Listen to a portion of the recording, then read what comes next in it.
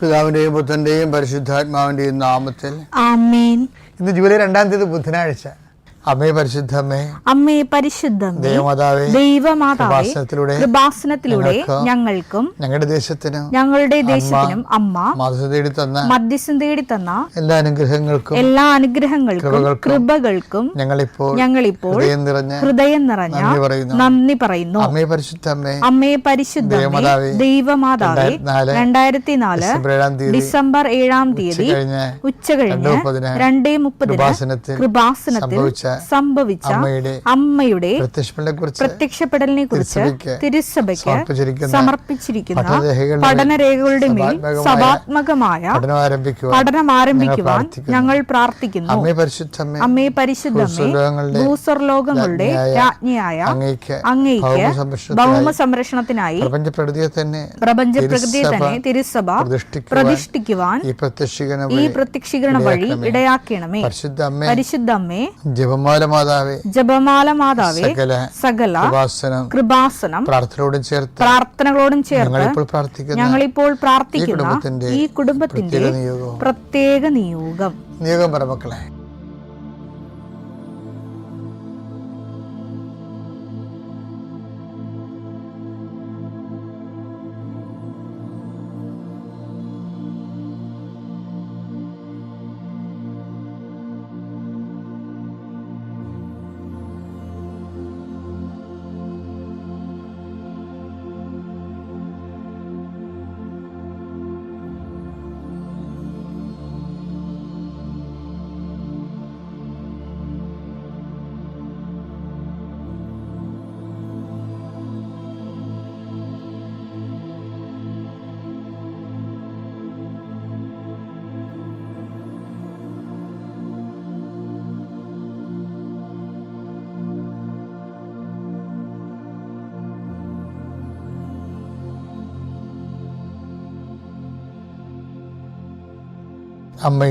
അമ്മയുടെ പ്രത്യക്ഷീകരണത്തിന്റെ ഈ അനുഗ്രഹവേളയിൽ ഞങ്ങൾക്ക് സാധിച്ചു തരുവാൻ കനിയണമേ. ആമേൻ. വിശ്വാസ പ്രമാണം. സർവശക്തനായ പിതാവും ആകാശത്തിന്റെയും ഭൂമിയുടെയും സൃഷ്ടാവുമായ ദൈവത്തിൽ ഞാൻ വിശ്വസിക്കുന്നു. അവിടുത്തെ ഏകപുത്രനും ഞങ്ങളുടെ കർത്താവുമായ ഈശോമിശിഹായിലും ഞാൻ വിശ്വസിക്കുന്നു. ഈ പുത്രൻ പരിശുദ്ധാത്മാവിനാൽ ഗർഭസ്ഥനായി കന്യകാമറിയത്തിൽ നിന്ന് പിറന്ന് പൊന്തിയോസ് പീലാത്തോസിന്റെ കാലത്ത് പീഡകൾ സഹിച്ച് കുരിശിൽ തറയ്ക്കപ്പെട്ട് മരിച്ച് അടക്കപ്പെട്ട് പാതാളങ്ങളിൽ ഇറങ്ങി മരിച്ചവരുടെ ഇടയിൽ നിന്ന് 3-ാം നാൾ ഉയർത്ത് സ്വർഗത്തിലേക്ക് എഴുന്നള്ളി സർവശക്തിയുള്ള പിതാവായ ദൈവത്തിന്റെ വലതുഭാഗത്തിരിക്കുന്നു. അവിടെ നിന്ന് ജീവിക്കുന്നവരെയും മരിച്ചവരെയും വിധിക്കുവാൻ വരുമെന്നും ഞാൻ വിശ്വസിക്കുന്നു. പരിശുദ്ധാത്മാവിലും ഞാൻ വിശ്വസിക്കുന്നു. വിശുദ്ധ കത്തോലിക്കാ സഭയിലും പുണ്യവാന്മാരുടെ ഐക്യത്തിലും പാപങ്ങളുടെ മോചനത്തിലും ശരീരത്തിന്റെ ഉയർപ്പിലും നിത്യമായ ജീവിതത്തിലും ഞാൻ വിശ്വസിക്കുന്നു. ആമേൻ. സ്വർഗ്ഗസ്ഥനായ ഞങ്ങളുടെ പിതാവേ, അങ്ങയുടെ നാമം പൂജിതമാകണമേ. അങ്ങയുടെ രാജ്യം വരണമേ. അങ്ങയുടെ തിരുമനസ് സ്വർഗത്തിലെ പോലെ ഭൂമിയിലും ആകണമേ. അന്നു വേണ്ടുന്ന ആഹാരം ഇന്ന് ഞങ്ങൾക്ക് തരണമേ. ഞങ്ങളോട് തെറ്റ് ചെയ്യുന്നവരോട് ഞങ്ങൾ ക്ഷമിക്കുന്നത് പോലെ ഞങ്ങളുടെ തെറ്റുകൾ ഞങ്ങളോടും ക്ഷമിക്കണമേ. ഞങ്ങളെ പ്രലോഭനത്തിൽ ഉൾപ്പെടുത്തരുതേ, തിന്മയിൽ ഞങ്ങൾ രക്ഷിക്കണമേ. ആമേൻ. നന്മ നിറഞ്ഞ മറിയമേ, സ്വസ്തി. കർത്താവ് അങ്ങയുടെ കൂടെ സ്ത്രീകളിൽ അങ്ങ് അനുഗ്രഹിക്കപ്പെട്ടവളാകുന്നു. അങ്ങയുടെ ഉദരത്തിൻ ഫലമായി ഈശോ അനുഗ്രഹിക്കപ്പെട്ടവനാകുന്നു. പരിശുദ്ധ മറിയമേ, തമ്പുരാന്റെ അമ്മേ, പാപികളായ ഞങ്ങൾക്ക് വേണ്ടി ഇപ്പോഴും ഞങ്ങളുടെ മരണസമയത്തും തമ്പുരാനോട് അപേക്ഷിക്കണമേ. ആമേൻ. കർത്താവിന്റെ ഉന്നതമായ നാമത്തിന് സ്വസ്ത്രം ചെയ്യുന്ന കർത്താവിന്റെ വിശുദ്ധ പൗരോഹിത്യത്തെ മഹത്വപ്പെടുത്തണമേ. കർത്താവ് സഭയിലുള്ള സാന്നിധ്യം ഉടമാക്കണമേ.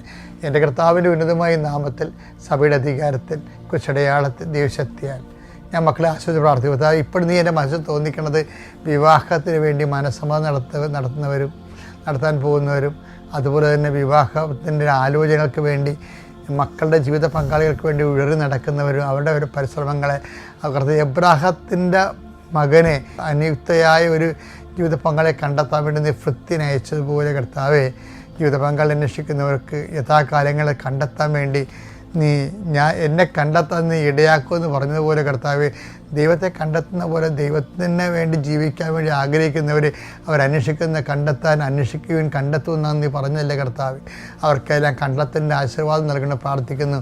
എൻ്റെ കർത്താവിൻ്റെ ഉന്നതമായ നാമത്തിൽ, സഭയുടെ അധികാരത്തിൽ, കുരിശിൻ്റെ അടയാളത്തിൽ ഏതെല്ലാം വിഷയങ്ങൾക്ക് വേണ്ടി ആരെല്ലാം പേടിക്കുന്നുണ്ടെങ്കിൽ ഈശോയെ, അവരെ നീ ബ്ലോക്ക് ചെയ്യണമെന്ന് പ്രാർത്ഥിക്കുന്നു. കർത്താവെ, അങ്ങനെ വിശ്വസിക്കുന്നവർ ഒരു മനുഷ്യനെയും പേടിക്കരുത് ഈശോയെ. ആ രീതിയിൽ അവർക്ക് ആത്മവിശ്വാസവും ആന്തരിക ശക്തിയും നൽകണം പ്രാർത്ഥിക്കുന്ന ഈശോയെ.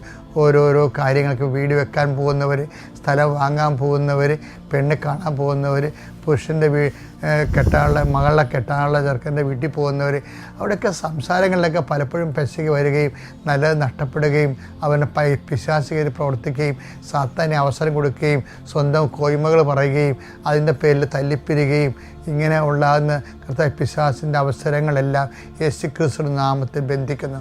എൻ്റെ കർത്താവിൻ്റെ ഉന്നതമായ നാമത്തിൽ, സഭയുടെ അധികാരത്തിൽ, അന്നു വേണ്ട ആഹാരത്തിനായി നിൻ്റെ എല്ലാ ഉദ്യമങ്ങളെയും കർത്താവിനെ ആശീർവദിക്കട്ടെ. നീ ആശ്രയം വെച്ചിരിക്കുന്നവർ അതിൽ നിന്ന് സ്കിപ്പായി പോകാതിരിക്കാൻ വേണ്ടി യേശുക്രിസ്തു നാമത്തെ ഞാൻ ബന്ധിക്കുന്നു. Lord Jesus Christ, pour out His Spirit, touch with the fire finger, soak with the precious blood. The authority of the Catholic Church, with the power of Jesus Christ, with the merit of the Holy Priesthood, I bless you. കർത്താവിൻ്റെ പ്രവർത്തികൾ നമ്മളെപ്പോഴും അറിയാം, not by merit but by grace എന്നല്ല നമ്മുടെ ഉടമ്പടിയുടെ മുഖ്യ ധാര. അതാണ് ഫോർമുല എന്ന് പറയുന്നത്, സൂത്രവാക്യം. നിൻ്റെ കഴിവല്ല, കർത്താവിൻ്റെ കൃപയെന്ന്. പക്ഷേ ഇത് മുഴുവനും, ബൈബിൾ മുഴുവനും ഇങ്ങനെ സ്പൈനൽ കോഡ് പോലെ കിടപ്പുണ്ട്. നട്ടിൻ്റെ അകത്ത് സ്പൈനൽ കോഡ് വന്ന പോലെ തന്നെയാണ് ഇത് കിടക്കുന്നത്. നോട്ടിൻ്റെ അകത്തുള്ള വാട്ടർമാർക്ക് പോലെ ഇത് ജലമുദ്ര പോലെ കിടപ്പുണ്ട്. എന്താണ്? കർത്താവിനെ കൂടി കക്ഷി ചേർക്കണമെന്ന്. അതെന്താണ്? പണിക്കാർ ഉപേക്ഷിച്ച് കളഞ്ഞാലും കർത്താവിൻ്റെ പ്രവൃത്തി മൂലം നിന്നെ വീണ്ടെടുക്കാൻ കഴിയും. അപ്പോൾ എന്താ ഞാൻ ഇങ്ങനെ പറയാൻ കാരണം എന്നറിയാമോ? ഈ ബൈബിൾ മൊത്തം ഡിസൈൻ ചെയ്തിരിക്കുന്നത് ആ രീതിയിലാണ്. ഇപ്പോൾ ഞാനൊരു കാര്യം പറയട്ടെ. സങ്കീർത്തനം 118:22 എടുത്തേ. പണിക്കാർ ഉപേക്ഷിച്ചു കളഞ്ഞ കല്ല് മൂലക്കല്ലായി തീർന്നു. ഇത് കർത്താവിൻ്റെ പ്രവൃത്തിയാണ്. ഇത് കർത്താവിൻ്റെ പ്രവൃത്തിയാണെന്ന് മനസ്സിലായില്ലേ? അപ്പം ഇതിപ്പോൾ പറയാൻ കാര്യം എന്താണെന്നറിയാമോ? ഈ പണിക്കാർ ചിലപ്പോൾ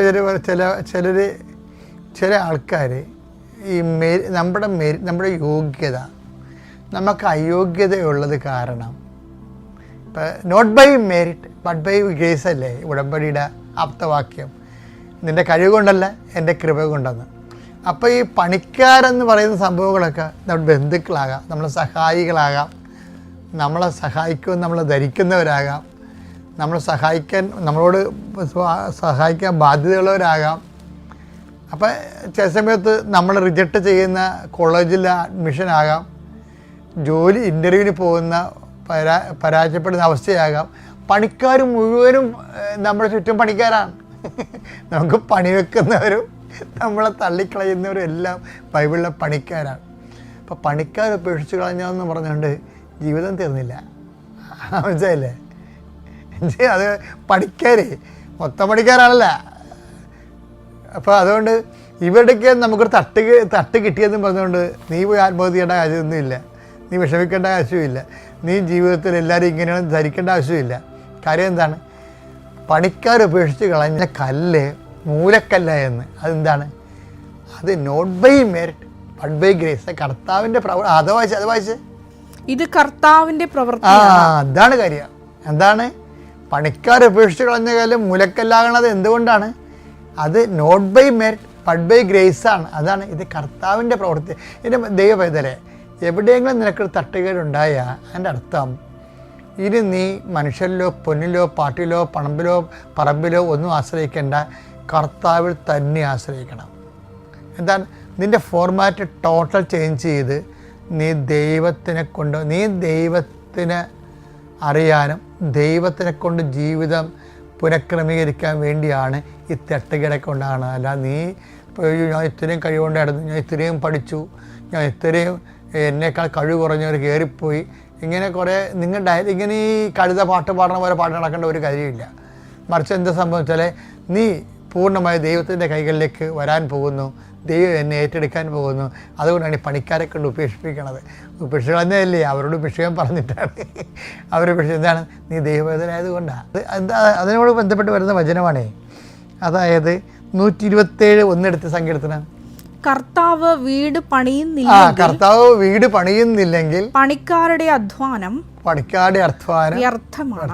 അതാണ് നിങ്ങളുടെ മുഴുവനും നിങ്ങൾ വെള്ളം അടിക്കണതും ആത്മഹത്യ ചെയ്യാൻ പോണതും പണിക്കാരുടെ പണി കിട്ടിയതല്ലേ. അവൻ ചതിച്ചു, ഇവൻ ചതിച്ചു, അവൻ വിസ തരാമെന്ന് പറഞ്ഞിട്ട് അവൻ തന്നില്ല, 8 ലക്ഷം പോയി, ഓൺലൈനിൽ ഞാൻ ഗാമ്പിൾ ചെയ്തു, കാശ് പോയി. ഇങ്ങനെ പണിക്കാർ നിങ്ങളെ ചതിക്കുമല്ലോ, അതിനകത്ത് സംശയമില്ല കാര്യങ്ങളില്ലേ. അപ്പം പണിക്കാരെപ്പോഴും പണി തരുമെന്നുള്ള ഉറപ്പാണ്.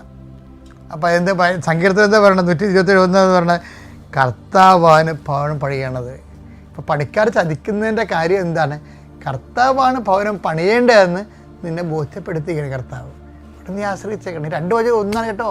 അതായത് പണിക്കാർ ഉപേക്ഷിച്ച് കളഞ്ഞ കല്ല് ഭവനത്തിന് മൂലക്കല്ലാകണതും.